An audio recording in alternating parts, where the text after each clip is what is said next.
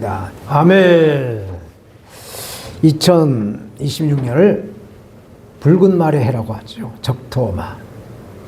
그래서 성령의 불말과 성령의 불변과를 타시고 우리는 힘차게 출발했어. 믿음으로도 영광, 건강으로도 영광, 또 서로 화목함으로도 영광을 드리시는 저와 여러분들이 되어야 될 줄로 믿습니다. 아멘. 지난 시간에 예수님은 십자가의 죽음을 이제 앞두시고 제자들에게 포도나무의 비유로 포도원의 농부는 아버지 하나님이시다. 또 포도나무는 예수님 자신이다. 그리고 포도나무의 가지는 예수 그리스도를 믿는 저와 여러분 그리고 모든 그리스도이다 라고 말씀을 하시며 포도나무 가지에서 포도가 풍성하게 열매를 맺는 방법을 두 가지로 말씀하셨어요. 그 첫 번째가 가지치기죠. 포도나무의 가지에 좋은 열매를 맺게 하려면 병든 가지나 또 실하고 좋은 가지를 내서 약한 가지는 제거를 해야 한다라는 말씀이었어요. 마찬가지 우리들의 믿음 생활에도 이 믿음 생활에 방해가 되는 것들이 있을 것이에요.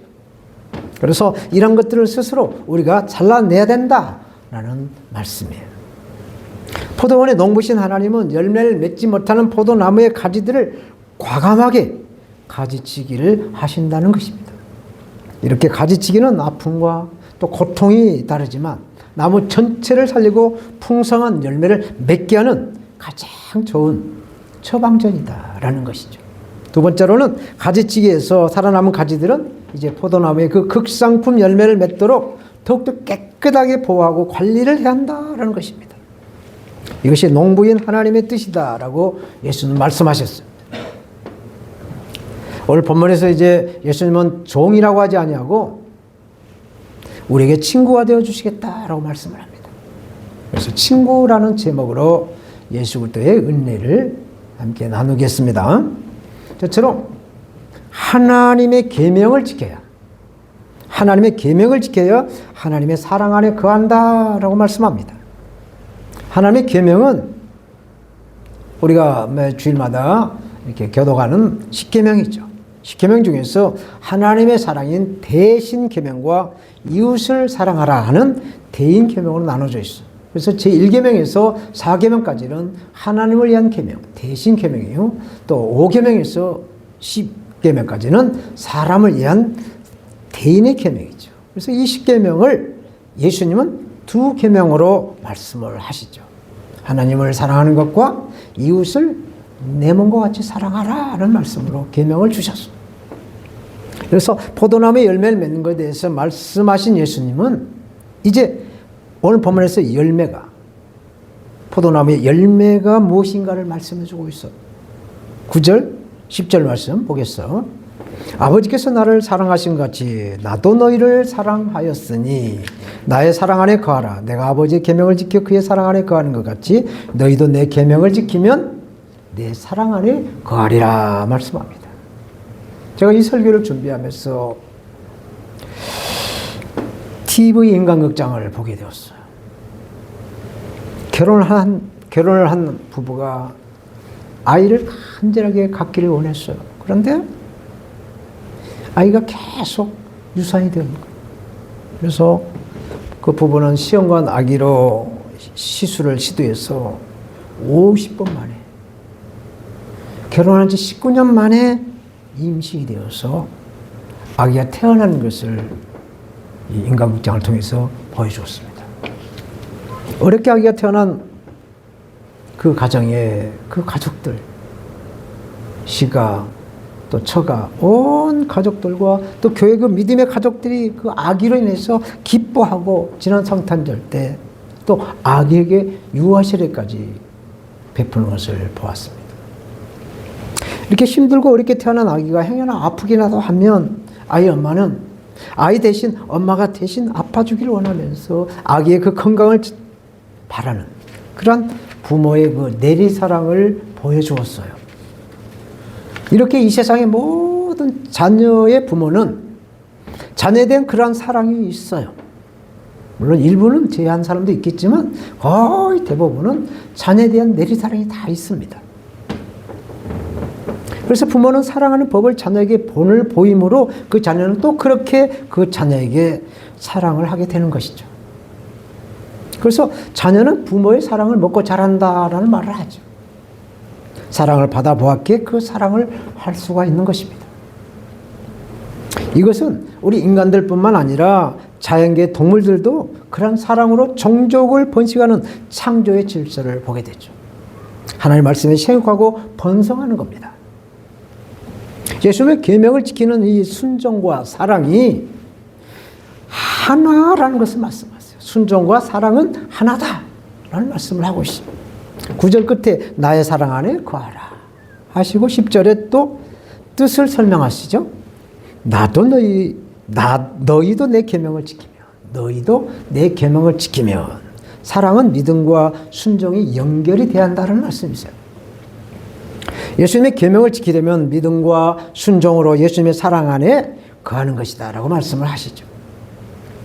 그러므로 우리가 예수님 안에서, 주님 안에서 서로 믿음의 형제로서 서로 사랑할 수가 있는 것은 예수님이 먼저 우리를 사랑해 주셔서 구원해 주시는 그 십자가를 지시고 그 사랑을 실천하시고 본을 보여주셨기 때문에 예수 그리스도를 믿는 우리는, 저와 여러분들은 당연히 서로 사랑을 해야 한다라는 말씀이 있어요.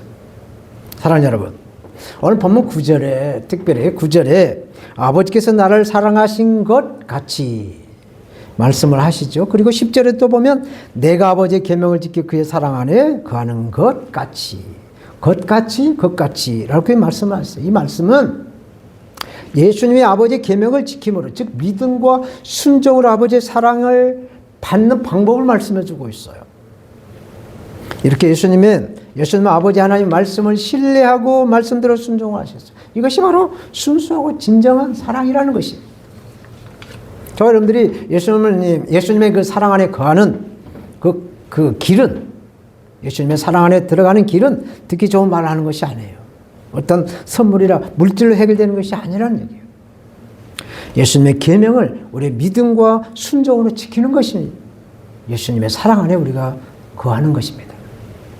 예수님 말씀을 깨닫고 또 깨달으려고 애를 쓰면서 믿음으로 순종하는 것이 예수님을 향한 사랑인 줄로 믿습니다. 아멘. 그러므로 우리가 예수님의 사랑을 깨달았다고 한다면, 예수님의 사랑을 느꼈다고 한다면 다른 사람에게도 언행일치, 말과 행동이 하나 되어서 사랑을 하고 사랑으로 품어주는 그런 믿음의 사람이 되어야 될 줄로 믿습니다. 아멘. 11절 말씀 보겠어요. 내가 이것을 너에게 이르면 내 기쁨이 너희 안에 있어 너희 기쁨을 충만하게 하려 함이니라 말씀하세요. 성경은, 우리가 읽는 이 성경은 항상 기뻐하라 말씀하죠. 항상 기뻐하라고 하는데 우리 항상 기뻐할 수가 있을까요? 기뻐할 수 있는 일은 적고 걱정하고 또 염려하는 일이 많기 때문에 기뻐하기가 정말 어렵습니다. 그럼에도 불구하고 기뻐하라고 성경은 말씀하세요. 왜? 우리 삶을 예수님이, 우리 주님이 주관하고 있기 때문에 그렇습니다. 11절 말씀은 굉장히 중요한 말씀이세요. 지금 예수님은 제자들에게 고별 설교, 이제 마지막 설교를 하고 있어요. 예수님이 이제 곧 체포되어서 로마 총독에게 재판을 받고 십자가에 달려 이제 돌아가시게 되는 그런 긴박한 때입니다. 예수님 마지막까지 제자들 깨우는 말씀, 간절한 마음으로 내 기쁨이 너희 안에 있어 너희 기쁨을 충만하게 하려 함이라고 말씀을 하고 있어요. 이 말씀의 뜻이 무엇일까요? 예수님은 곧 십자가의 죽음을 당하신다는 것이죠. 그런데 예수님의 기쁨이 무엇이에요? 곧 십자가에 죽게 되는데 예수님의 기쁨이 과연 무엇이냐 이거죠. 예수님의 기쁨은 하나님 아버지 말씀에 순종해서 얻은 그 기쁨이라는 거예요. 예수님이 대속의 제물이 된 것에 대한 기쁨입니다. 구약의 4,000년 동안 제사장들이 그 엄청난 제물로도 하나님의 백성들의 제 문제를 해결하지 못한 것에 대한 예수님이 그 십자가에서 단번에 해결하신 그 소망의 제물, 그 소망의 기쁨을 가지고 단번에 해결하실 그 기쁨을 가지고 있었다라고 말씀하는 것입니다. 이제 예수님은 가룟 유다의 그 배신으로 이두개 제자들에게 이제 붙잡혀서 로마 군병에 넘겨져 십자가에 못 박힘으로 흘리신 그 예수 그리스도의 피가 제사함의 백신이 됩니다. 그래서 죄인을 구원시키려는 하나님의 큰 사랑에 예수님의 순종이 응답되어서 기뻐하신다는 말씀이 있어요. 이 기쁨을 제자들에게도 갖게 하려고 제자들의 믿음과 순종을 지금 깨우고 있어요. 저와 여러분들의 믿음을 깨우고 있는 줄로 믿습니다. 그러므로 우리는 우리의 눈앞에 보이는 근심이나 걱정이나 불안이나 초조 이런 모든 것들을 십자가의 못을 꽝꽝 받고 우리의 영혼이 구원을 받기 위해 예수 그리스도를 끝까지 믿어서 영혼권에 대한 기쁨을 누려야 될 줄로 믿습니다. 아멘. 두 번째로 친구는 자기 목숨보다 더 귀한 사랑을 해야 한다라고 말씀하셨어요. 우리는 예수 그리스도를 믿어서 영혼권에 대한 기쁨과 감사를 예배로 영광을 드리며 믿음 생활을 하고 있어요. 매주 주일마다 또 수요일마다 또 이렇게 정기 예배를 통해서 우리 구원해 주신 하나님의 그 은혜, 예수 그리스도의 그 사랑과 은혜에 감사한 마음으로 영광을 드리는 겁니다. 그리고 우리들의 믿음 생활에서 이 사랑의 열매를 맺어야 된다고 말씀하셨어요.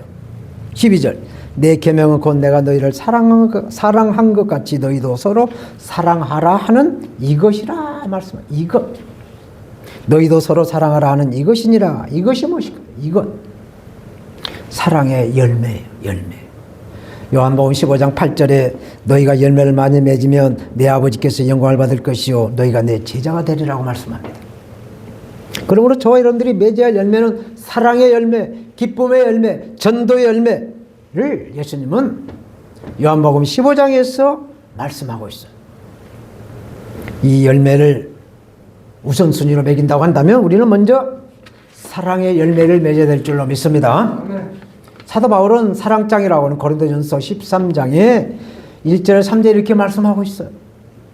내가 사람의 방언과 천사의 말을 할지라도 사랑이 없으면 소리나는 구리와 울리는 꽹과리가 되고 내가 예언하는 능력이 있어 모든 비밀과 모든 지식을 알고 또 산을 옮길 만한 믿음이 있을지라도 사랑이 없으면 내가 아무것도 아니요. 내게 모든 있는 것으로 구제를 하고 내 몸을 불사르게 내어줄지라도 사랑이 없으면 내게 아무 유익이 없다라고 말씀하고 있어요. 이렇게 예수님은 내가 너희를 사랑한 것 같이 너희도 서로 사랑을 하라고 말씀하셨어요. 예수님은 우리 영혼을 위해서 목숨까지 내놓고 사랑하셨어요. 그러므로 희생이 없는 사랑은 사랑이 아니다. 아낌없이 주는 나무처럼 우리는 희생을 가지고 사랑을 도전해야 된다라는 말씀을 하고 있습니다.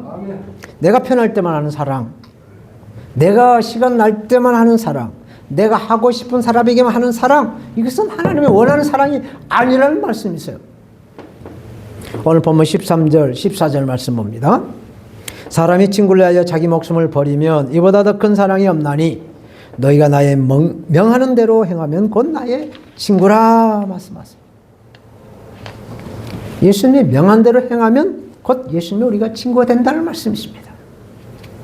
예수님이 제자들에게 이제 고별 설교를 하신 내용, 그 컨텐츠는 내가 너희를 사랑한 것 같이, 내가 너희를 사랑한 것 같이 죽기까지 십자가에 달려 죽기까지 너희를 사랑한다라는 말씀이죠. 친구를 위해서 자기 목숨까지 희생하는 사랑을 하라는 말씀이세요. 예수님이 명하시는 대로 행하게 되면 이제 종이라고 부르지 아니하고 친구라고 하시겠다. 종에서 친구는 하늘과 땅 차이입니다. 종은 주인의 명령에 따르는 존재죠. 그래서 종은 시키는 것만 하면 되는 거예요. 아무런 책임도 없어요. 다 주인에게 다 있습니다. 그래서 종은 인격이 없어요. 그래서 자유가 없습니다. 그러나 친구는 서로가 동등한 관계에서 또 이렇게 마음속 깊은 대화를 할 수가 있고 또 우정을 나누고 사랑을 하는 존재입니다. 우리가 가족 간에 할 말 있고 하지 못할 말이 있어. 또 회사에서도 교회에서도 할 말 있고 하지 못할 말이 있어. 그러나 친구 사이에는 하지 못할 말이 없을 정도로 마음속 깊은 곳까지 터치하면서 서로 교감을 하고 서로 그 우정을 나누는 것이 바로 친구의 사랑인 겁니다.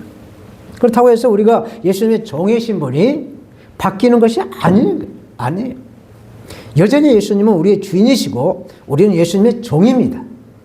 그러나 예수님은 종인 우리를 너는 내 친구다 라고 어떤 차별이나 어떤 허물 없이 아버지의 비밀을 알게 하시겠다라는 것이죠. 왜?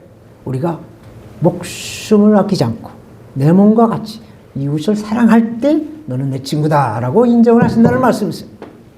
그러면 우리 주님이신 예수님은 제자들에게 또 우리에게도 걸맞지 않는 신분을 주시면서 이루하시면서 격려하시면서 대우를 하시면서 네 이웃을 내 몸과 같이 목숨을 바쳐서까지도 사랑을 하라라고 당부를 하고 있는 줄로 믿습니다. 아멘. 사랑하는 여러분, 이렇게 과분한 사랑을 받는 우리가 어떤 인생을 살아야 될까요?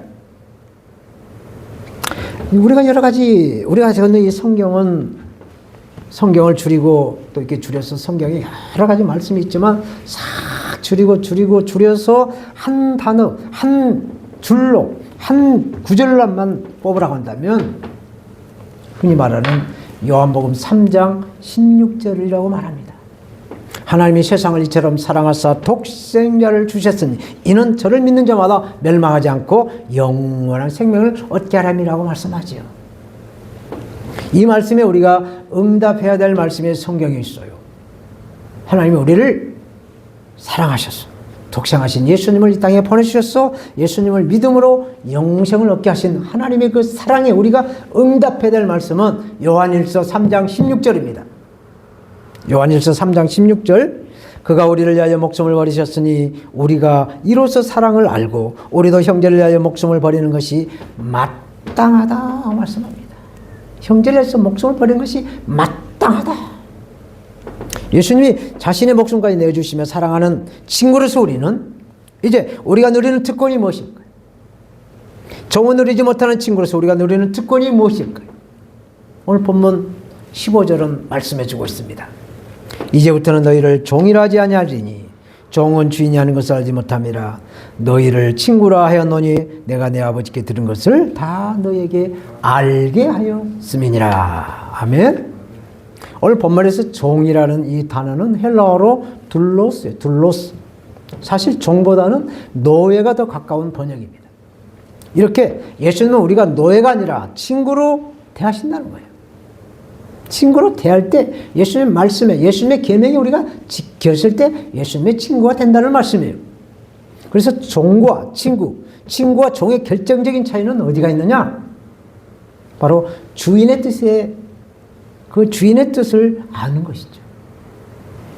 예수님만이 아시는 아버지 하나님의 그 비밀을, 하나님을 사랑하면, 이웃을 내 몸같이 사랑하면 친구인 우리도 알게 하신다라는 말씀을 해주고 있어요. 조건이 있어요.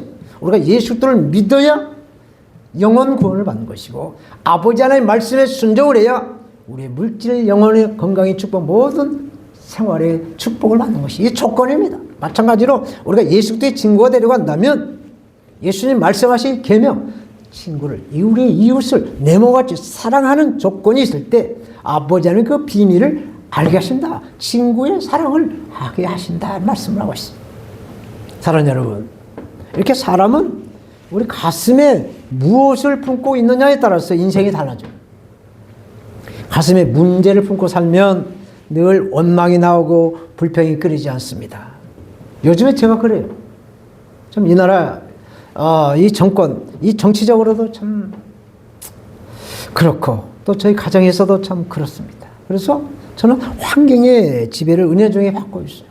그래서 기쁨이 사라지고 늘 감사가 사라져가고 늘 이렇게 불평, 원망이 가까워지는 그런 저를 발견하게 됐죠. 그러나 우리 가슴에 예수 그리스도를 품고 살게 되면 감사가 충만할 줄로 믿습니다. 아멘. 잠언서 4장 23절에 무릇 지킬 만한 것보다 내 마음을 지켜라. 마음을 지켜라 했을 때 이 마음에서 생명의 근원이 나온다고 말씀하고 있어요. 오늘 본문에 예수님은 예수님 말씀하신 계명을 지켜야만 예수님을 사랑 안에 거한다. 또 예수님의 친구가 되려면 목숨보다 귀한 사랑을 우리 이웃에게 해야 된다라고 말씀하세요. 그러므로 예수님을 믿는 우리의 가슴에는 예수님이 하시는 말씀들이 날마다 생수가 솟아나듯 분수가 솟아나는 것처럼 예수님을 사랑하는 예수님의 말씀을 품어야 될 줄로 믿습니다. 아멘. 2026년 새해 벽두부터 우리는 예수님을 마음에 품고 이제 우리 마음을 사탄에 뺏기지 않도록 서로 사랑하는 사랑의 열매를 맺어서 예수님의 친구로 아버지 하나님의 비밀을 실천하시는 예수님의 그 친구로 부족함이 없도록 성령을 구하고 성령을 찾고 성령을 두드려서 성령의 사람으로 성령 충만함으로 살아계신 우리 아버지 앞에 영광을 드려야 될 줄로 믿습니다. 아멘. 기도하겠습니다.